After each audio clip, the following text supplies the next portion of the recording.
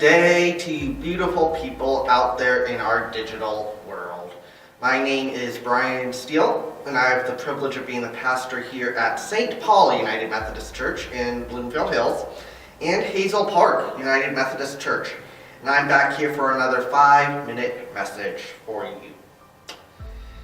This week's messages are going to talk about something that has become very relevant in recent years. And it's something we need to talk about in the church. It's mental health. Now, I'm not a licensed counselor. I am a pastor.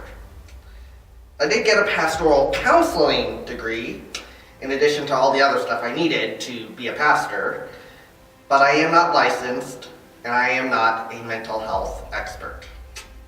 So I'm going to stay in my lane. But that lane still calls me to talk about matters of the human condition. So today I want to spend just a few minutes on two of the more prevalent conditions that we talk about in regards to mental health: depression and anxiety. Now, as we start to get into that, I want to share a story with you. Personal story from about 15 years ago. I was on a mission trip. And I don't remember how, but somehow the topic of anxiety came up.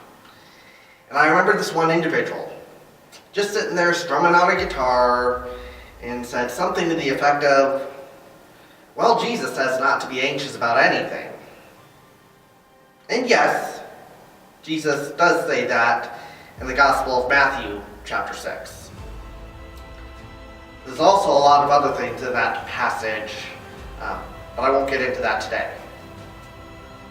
But when that individual shared that, with the tone in which they did, which is not the only time a statement like that has been said in Christian community, I knew that at that moment, as a person who struggled and struggles with anxiety, I just sat there silently.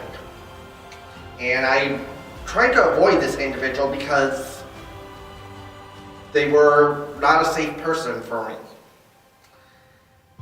So I want to be remarkably clear right now.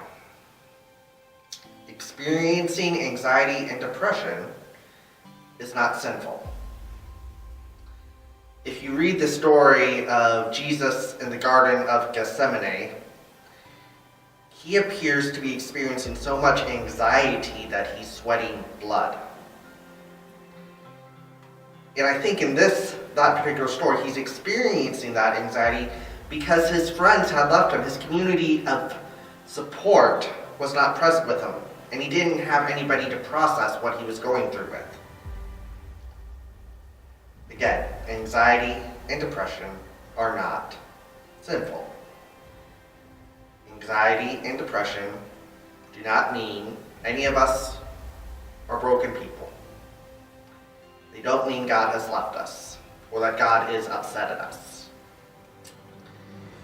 And again, I'm not a counselor, but I do know that there could be some genetic predispositions for some of us that can lead some of us to respond to certain stimuli or certain actions more than others.